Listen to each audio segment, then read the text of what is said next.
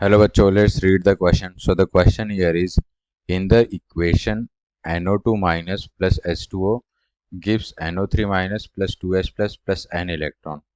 N stand for, okay, N की value क्या होगी हमें ये पता करके देना है. तो सबसे पहले हम क्या करते हैं, क्वेश्चन का की कॉन्सेप्ट देख लेते हैं.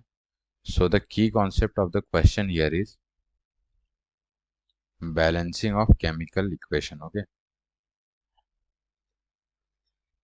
balancing of chemical equation. मैं यहाँ पे केमिकल इक्वेशन को बैलेंस करना है.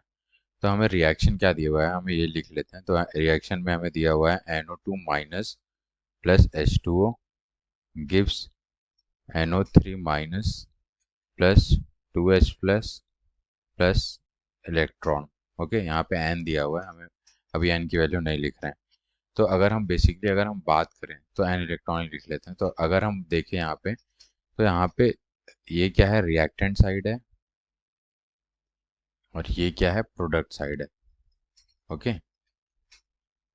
तो अगर हम रिएक्टेंट साइड में देखें तो रिएक्टेंट साइड में नाइट्रोजन की कितने एटम है, एक एटम है. और प्रोडक्ट साइड में भी कितना एटम है, एक है. इसका मतलब ये क्या है, बैलेंस है.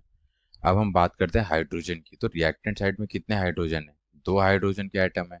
ओके, यहाँ पे दो हाइड्रोजन के एटम है, और यहाँ पे भी कितने एटम है, दो हाइड्रोजन के एटम है. इसका मतलब हाइड्रोजन भी बैलेंस है.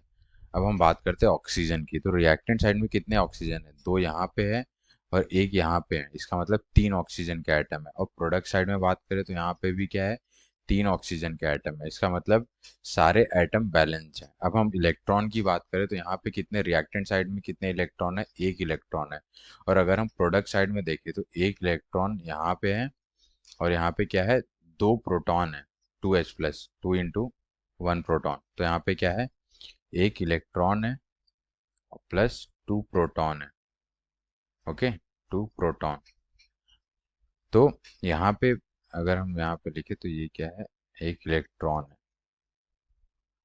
एक इलेक्ट्रॉन और दो प्रोटॉन है. ओके, तो यहाँ रिएक्टेंट साइड में एक इलेक्ट्रॉन और यहाँ पे एक इलेक्ट्रॉन प्लस दो प्रोटॉन है. इसीलिए हमें क्या करना पड़ेगा, यहाँ पे इलेक्ट्रॉन की जगह पे कितने, दो इलेक्ट्रॉन ऐड करने पड़ेंगे, ताकि ये दो इलेक्ट्रॉन और दो प्रोटॉन आपस में क्या हो जाए, कैंसिल हो जाए, और यहाँ पे एक इलेक्ट्रॉन बचा रहे. तो यहाँ पे N की वैल्यू क्या हो जाएगी, 2 आ जाएगी.